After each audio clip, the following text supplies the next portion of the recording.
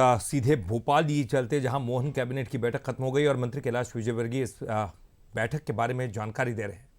और इसीलिए हमारी सरकार ने, माननीय प्रधानमंत्री जी ने, माननीय मुख्यमंत्री जी ने अब इसको शिक्षण संस्थाओं में भी इसकी गतिविधियां चलेगी और साथ ही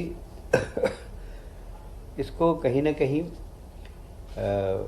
बच्चों के कोर्स में भी लागू किया जाए, ऐसा हम विचार कर रहे हैं।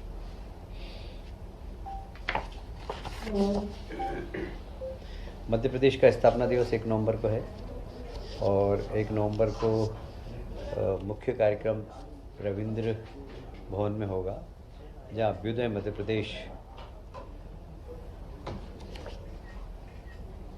का कार्यक्रम होगा और इसको मोतीलाल नेहरू स्टेडियम में भी राज्य उत्सव के रूप में मनाया जाएगा।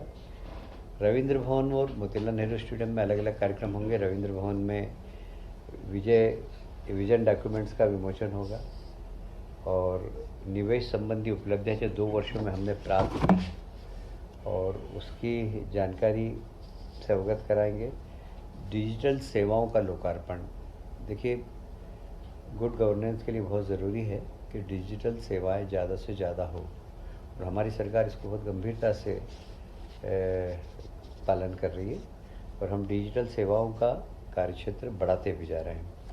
रोजगार और कौशल विकास, किसी भी सरकार के लिए अपने प्रदेश के लोगों को रोजगार देना एक चुनौती है अभी, और हमने इसको बहुत फोकस किया है, इन्वेस्टमेंट लाकर, उद्योग लगाकर और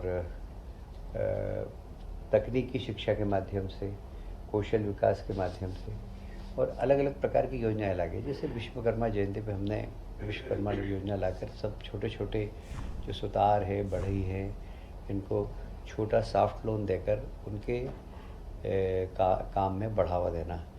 वो रोज़गार उनको तो मिले ही, पर वो रोज़गार देने वाले भी बने।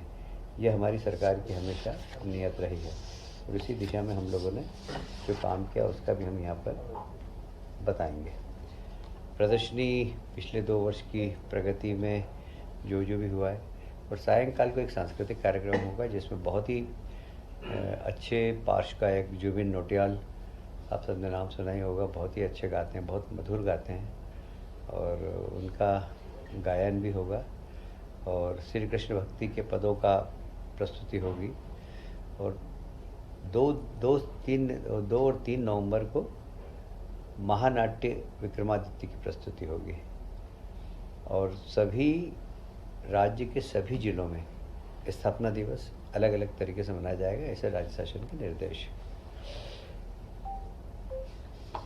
हर जिले में मंत्रियों को जिम्मेदारी दी जाएगी। हाँ, प्रभार के जिले में जाएंगे। अच्छा, हमारे यहाँ आप जानते हैं कि पीवीटीजी जो हमारे ट्राइबल में भी अति पिछड़े ट्राइबल हैं, जो इसमें कि भारिया, बेगा, सहरिया ये लोग आते हैं, ये बहुत ही पिछड़े हैं। ये हमारे लगभग 24 जिलों के अंदर फैले हुए हैं। ये जो घर घर विद्युत देने की योजना थी हमारी, उसमें अभी भी इसके लगभग 18,833 घर छूट गए थे। हमने भारत शासन के सहयोग से इन सब घरों में भी प्रकाश ऊर्जा की व्यवस्था करने का निर्णय लिया है।